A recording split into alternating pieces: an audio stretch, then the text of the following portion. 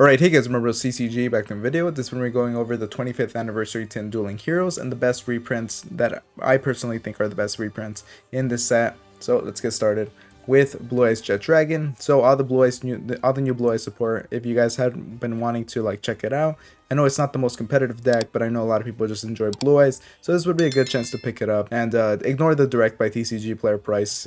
That price is pretty insane, but if you go here, you're going to see that it's going to round about 18 bucks if you wanted to just pick it up outside of TCG player, outside of direct by TCG player. So here we have Illusion of Chaos. So Illusion of Chaos is a great pickup. It's even used outside of the archetype. If you use this with the monster that can be summoned to search out a spell or trap, that could be great with the excavation.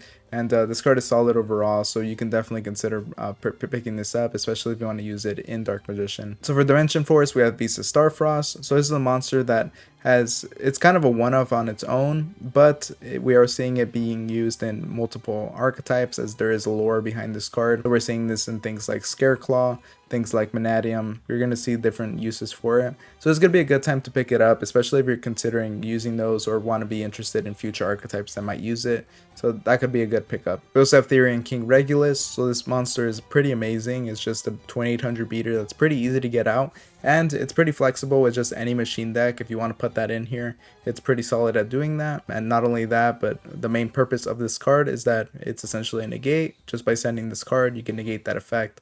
So it's pretty powerful monster, and you can see it runs around 18 bucks right now. So it could be a good pickup. Then we have Psychic and Punisher. So this card is a pretty amazing boss monster where you use it. We see it being used in things like Punk, but it can definitely be used outside of it. It's just a powerful monster, and it can be run in things like Dynamorphia. It's really annoying, and you can see its effects. It's pretty powerful. It's going to be a good generic boss monster if you want to consider running it. And definitely seeing it at a lower price would be good as well. Then we have the Bistio Rebellion. So this is just for all the Bistio monsters, but this is the most expensive one at the moment. Currently about 30 bucks. It's just an annoying monster. You're going to be able to use this to search out your other Bistio cards. And not only that, but it's actually able to search out your branded cards as well. Your branded continuous spells or traps as well. So it's just a good monster. And if you want to consider running something like Dragon Link, or you just want to run this package and some sort of like chaos package into a deck, then that's a good option as well. And yeah, just everything Bistio related, but especially Bistio Rebellion is what you want to keep your eye out for. Then we have Muck Rocker from the Underworld. So this is a card that has been seeing a good amount of play with something in like Labyrinth. Dark World is able to utilize this. Being able to discard and special summon a Fiend monster means that you can use this card as an extender, and in the special case of Dark World, you can actually benefit from discarding as well. So this card is just a good link 2. If you need it for your Fiend deck and are looking for ways to extend, then this is a good option. And you can see the price of it. It's pretty hefty right now, but I can see this going down once it's reprinted. Then we have Chhimerium Fenrir. So Chhimerium, so this is just all of Chhimerium. Chhimerium, even though he got hit recently, it's definitely still able to do a lot of work, as we're seeing in tournaments here. And yeah, it's just a good monster. If you don't even want to run like a Chhimerium deck, this is a good little package that you could run on its own. Just run 3 copies of this. It's able to search itself out. Great for that. And it's easy to get out as well, because if you control no monsters, you can just summon this card out. And it's a 2400 beater. Of course, the main purpose of this card is that when this card declares an attack, or if your opponent activates a monster effect, you can target one face-up card your opponent controls and then banish it face down. So it's a really annoying card for your opponent to deal with. Then it's just the Labyrinth package in general. So in Darkwing Blast, we have Lady Labyrinth of the Silver Castle, which is around 17 bucks. Ariana the Labyrinth Servant and Tactical Masters, which is also really annoying to deal with.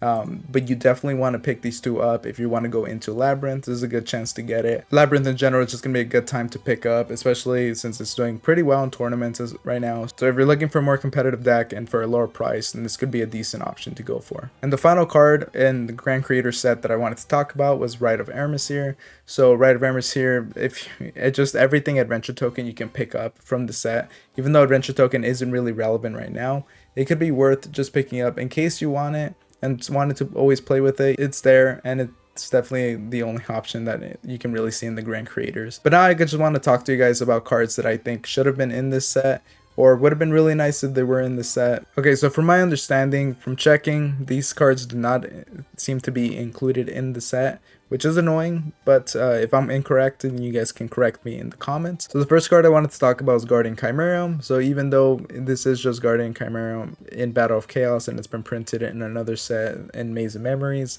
it would have been nice to see this in the megatin. You can see that it's pretty hefty, $35 here.